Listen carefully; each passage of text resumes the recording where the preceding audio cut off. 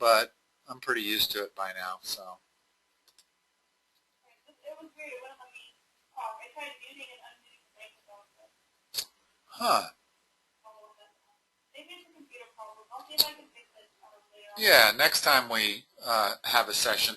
I'm assuming that you don't want any sessions next week or not? Oh, yeah, no, I'm going to be in California. So. Okay, cool. California's fun. Where are you going in California? Up in Monterey to visit my uncle. Ah, Monterey Peninsula. That's a beautiful part of the country for sure. Yeah. All right. Let's see, we're doing ACT stuff again today? I was wondering if we could do a couple logarithm problems just because I haven't had something like that. Absolutely. I've been doing logs with everybody else. Might as well do it with you. It must be that time of the year. Man, it's amazing how many students I have that are doing logarithms.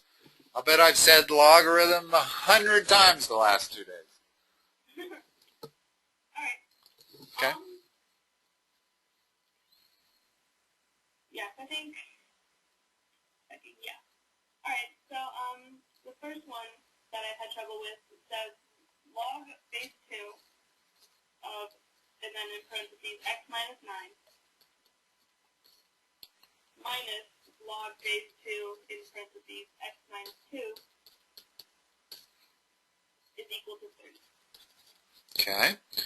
To solve these log equations, we need to combine. We need to compress. Okay. After we compress, we're going to switch it to exponential format. And that's always the process. Compress, switch to exponential format, solve. So what does the compression of these two things look like? The log base 2 of x minus 9 over x minus 2. Okay. Now express it exponentially. Oh, okay. You have to switch the 3 over? No. In other words, that's a legitimate log equation. Okay, so then I'm going to tell you, 2 to the 3 equals x minus 9 over x minus 2. Okay, I can replace that with an 8. Now solve that equation. So you multiply by x minus 2. Everything over. Okay. Now what? Then you subtract 9. Or x, yeah. Okay, and then you divide by 7. Now, with log equations, you very frequently will get an answer that contradicts the domain. This happens to be one. Notice that if we go in and we plug in x equal 1, we're taking the log of a negative number minus the log of another negative number. So that solution violates our domain. There's no way that that works. Okay. So there is no solution to this problem. Unless I made a mistake. Let's see, this is 8x minus 16, x minus 9, 7x equals 7, x equal 1. Yeah, this is an interesting problem. It violates the domain. Usually you end up with 2 solutions and one of them will violate the domain. And so the only solution is the other one. But in this particular problem, there is no solution. Okay. All right. Okay. Moving forward. Uh-huh.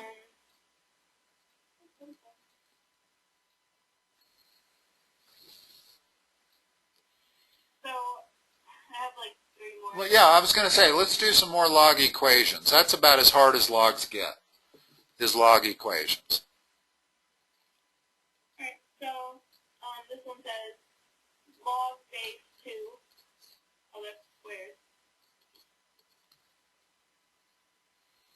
equal to log base 2 of 9 plus log base 2 of 16. It's log base 2 of what? 16? I thought you said 9. Yeah, log base 2 of 9 plus log base 2. Oh, I didn't hear that part. Okay. So again, compress the right side. So log base 2 of 9 times 16, which is, there's never a calculator. 144. And then Now what can I say? x squared is equal to 144. Which makes x equal to, Alright, that wasn't bad. well, we're not done. Oh, x equals to 12. It's actually plus or minus 12. Remember, whenever we're solving an equation where we take the square root of both sides, it just happens that the minus solution violates the domain. Ah, no it doesn't. Okay.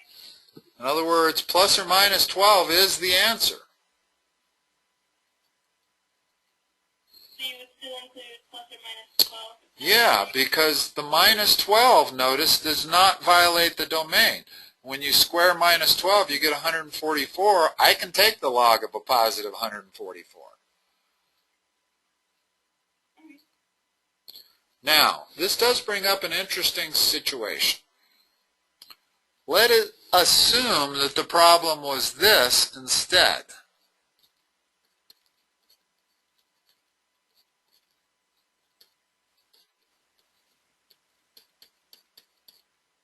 Okay? Looks very much the same, right? In other words, after we compress this, we get log of x squared. The difference is that if we had started with that, the minus 12 would have violated the domain. It just doesn't happen to violate this domain, which tells you that these two things are not equivalent.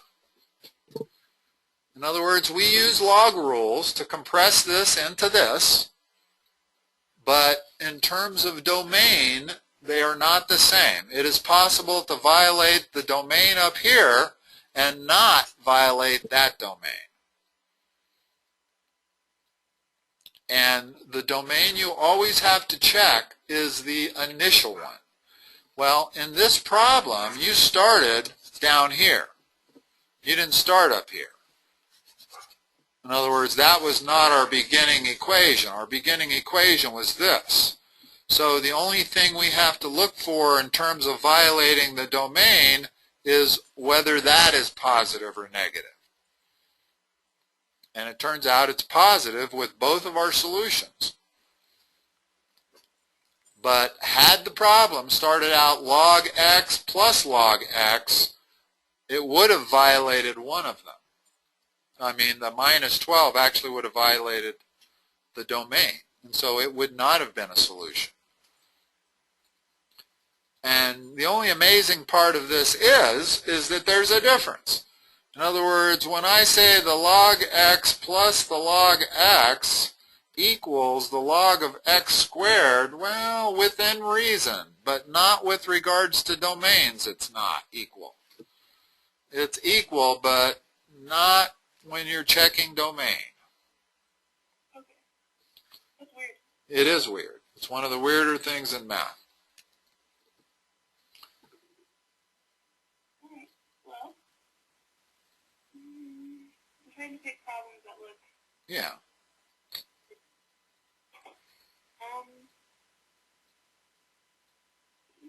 So if I have one that says...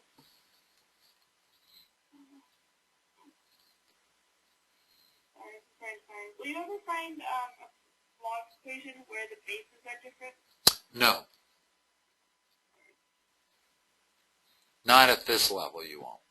And put it this way, I have never seen it in 5 years of tutoring algebra and pre-calculus.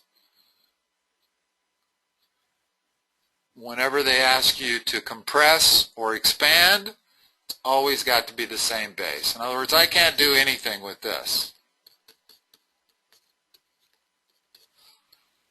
There's nothing I can apply there.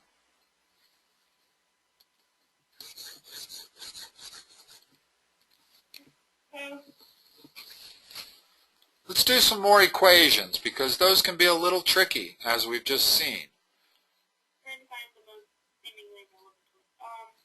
Alright, this one says 2, like this is log base 7 of x, or 3x plus 1. Sorry. Is equal to 0. Okay? What's the first step? Actually, there's an easier first step. Yeah, if I had 2x equals 0, what would the first step be? Same thing here. Which means that. In other words, dividing both sides by 2 leaves this. Now what? Now you turn it into Exponential format. Sorry. So what is the exponential format for this? You would turn it into log, or 7 to the power of 0 is equal to 3x. And what is that? 1 is equal to 3x plus 1, and then you subtract the 1, and then you divide by 3, and then x is equal to 0. Now, does that violate any domains from our original? No. You're right, it doesn't. When I plug in 0 for x, the log of 1 is always 0. 2 times 0 is 0. Fits, doesn't violate any domains. Okay?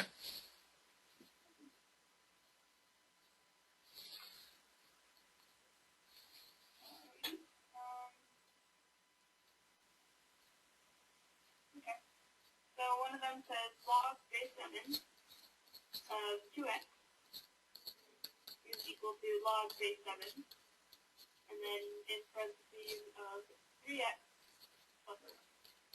Okay? It's the next line I'm going to write. Well, you subtract it.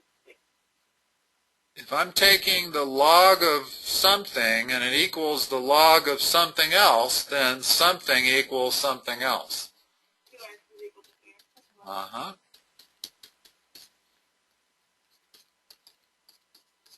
And then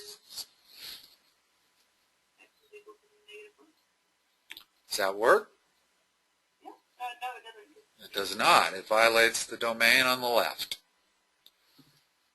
No solution. Just to prove it,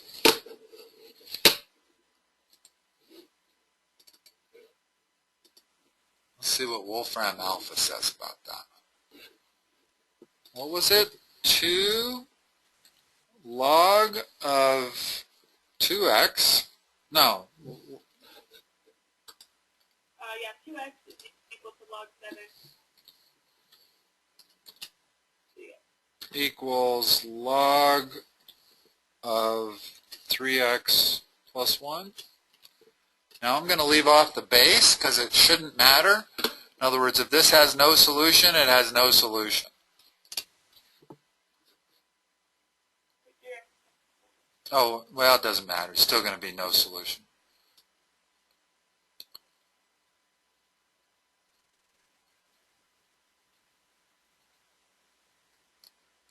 It says x equals 1 as a solution, which is what we got.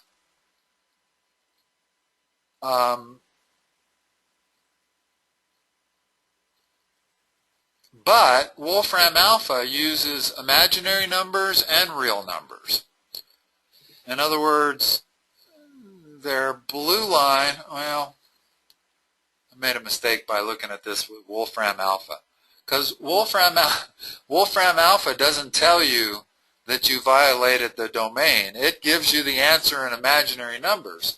In the same way that if I said, what is the square root of -4, well, that violates the domain. I can't do that. But if I put that into Wolfram alpha, I'll get 2i. In other words, it'll include complex answers. So Wolfram alpha is not going to tell me I violated the domain, even though I do. Oh no, and actually in this one I don't. Let me put the 4 in there. It does actually matter. I didn't realize it did.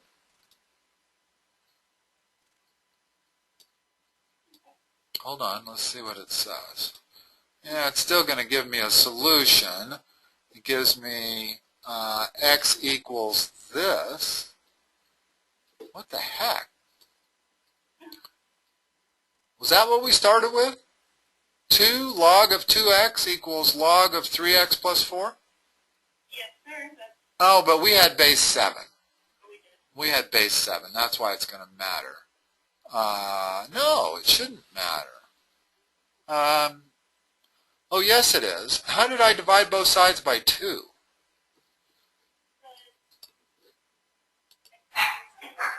I don't know. I got confused somewhere along the line. That was in this one up here, where I divided both sides by 2. Sorry. Now, this one here, well, trust me on this, with or without Wolfram alpha. Hi, come here. You definitely cannot violate domains in these problems. That's the only hard part of logarithms, really, is figuring out when you violate a domain and making note of that. Okay. Do you have another one? Some of them are really simple, so I don't want to, Okay. We got 10 minutes.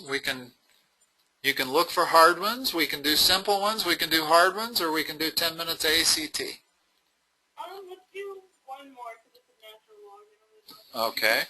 Well, natural log is this. Log base E. E is equal to about 2.71. So it's really the log base 2.71 equals the natural log. That's what natural log means. Just means it's a base that's not a normal number. Okay?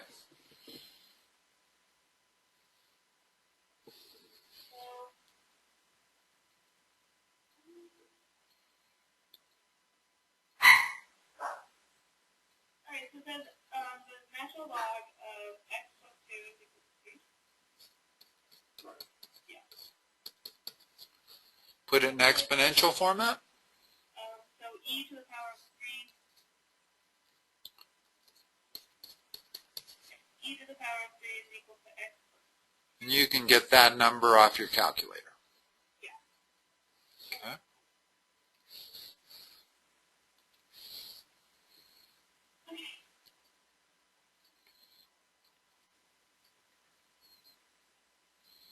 Got any more, or you want to go to ACT? I think ACT. Okay. Yeah, the rest of these are just exponential format and then. Okay, we started test 2 last time. We got through question 4.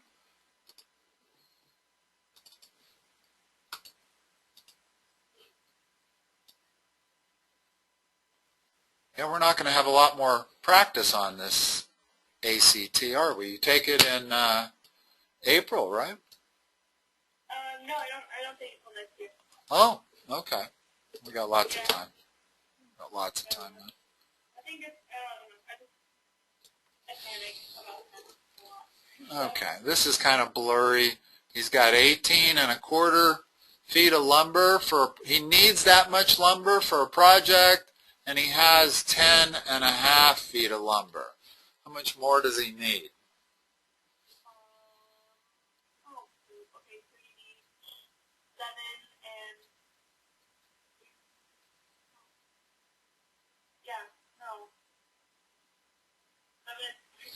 Uh-huh.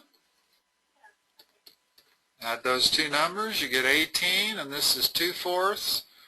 18 and 5. Whoa.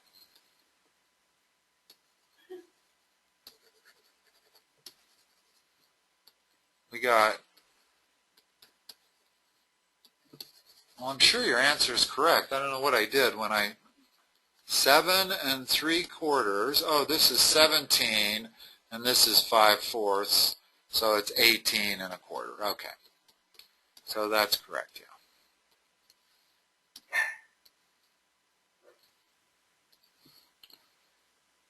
If x is a real number, now this is kind of interesting. This is similar to what you're doing.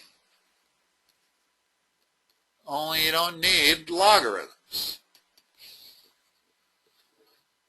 3 to the x equals 81. What is x?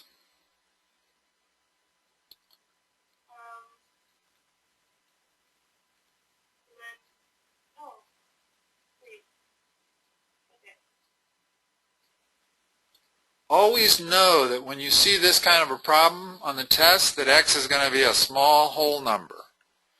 It's either going to be 2, 3, 4, maybe 5. Uh-huh. So if x is 4, what is 2 to the x times 2?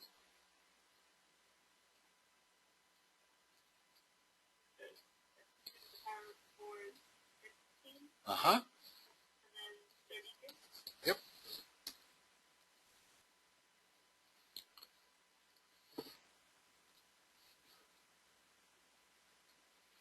Okay, we have a rectangular garden measuring 60 by 25. A fence completely encloses it. What is the length of the fence?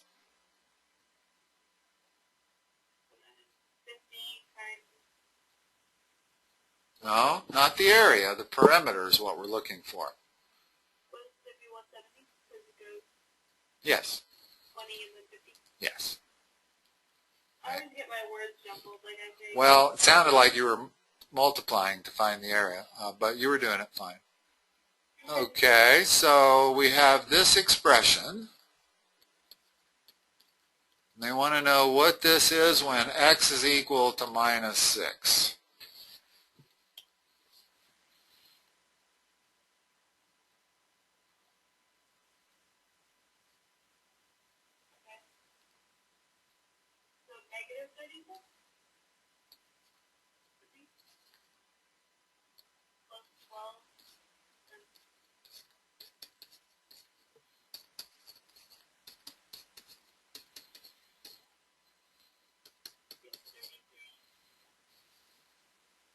-3. Well, these are particularly easy. That's the volume of a sphere. If r is 2, what's the volume to the nearest cubic inch?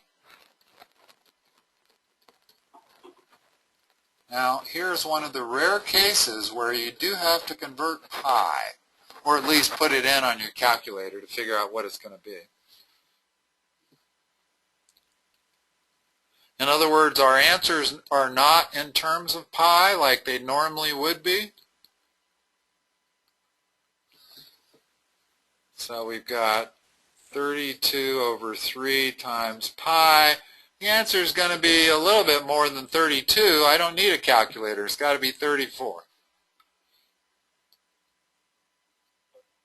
You see how I did that?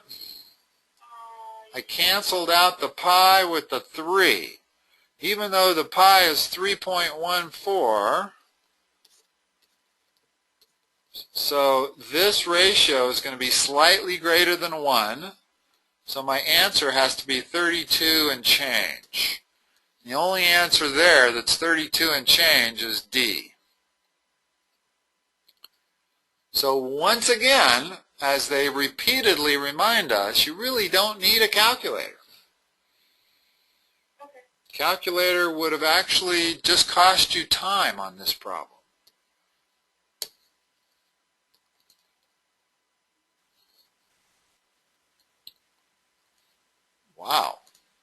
Did I get the right test? This seems like really... They got harder now. Well, it'll get harder as we get beyond the first 15 or 20 problems also. I just don't remember any test starting out with this easy of problems. So which expression is equal to 4c minus 2d?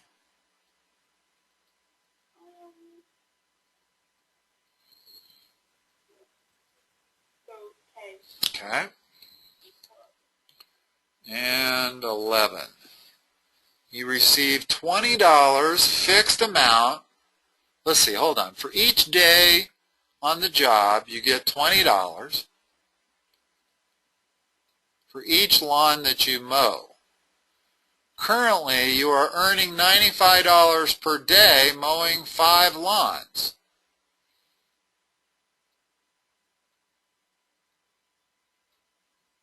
Wow. For each day on the job you received, notice how poorly they worded this. First time I read it, I read, you received $20 plus a fixed amount for each lawn that you mow. And I read, they didn't word it poorly, I read it poorly. I read it, you received $20 for each lawn that you mow. And that's not what they're saying. You receive $20 per day plus some fixed amount for each lawn that you mow. Currently, you're receiving $95 for mowing 5 lawns. How much are you making per lawn? That's not what they're asking, but we need to figure that out. So if you get 20 bucks a day plus some amount per lawn, and you made $95 for doing 5 lawns, how much did you charge per lawn? So if you mow 5 lawns, then times 5. Well, start by taking 20 away from that amount. Because I thought it was, okay, I was so confused by the wording. I thought it was saying, like, you get $20. I know, I thought it was different also. A tip, like $20, okay. Alright. So, yeah, that would be better than that. Okay, so you make $15 per lawn plus $20 a day. Yeah. So today you're going to mow an additional 2 lawns. What will your daily earnings be? In other words, you're going to mow 7 lawns today instead of 5. So then it would be 7 times 15 plus the 20? Uh-huh.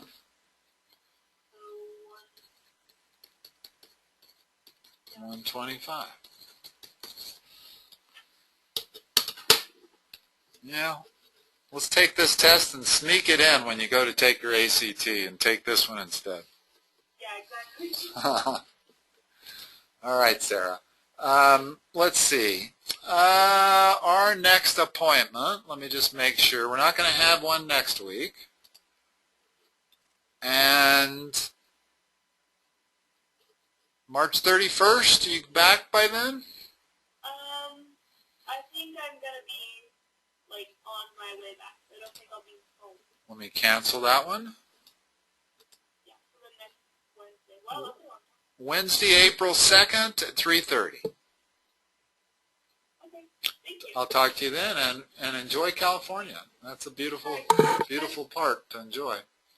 Yeah, thank you. For Wednesday, can we move it to this time permanently, or does that help? Or like, public time, but like 4? On Wednesday? Yeah. I can certainly move it permanently to 4:30 or 4:45. You prefer 4:45? Just in case I don't get home in time. Sometimes Okay. I have unreliable guys. Okay. So we're going to leave the Monday appointment at 5:45, and we're going to have a Wednesday appointment at 4:45 every week. Okay. Okay? All right, thank you. You're welcome. Have a good week. Bye-bye.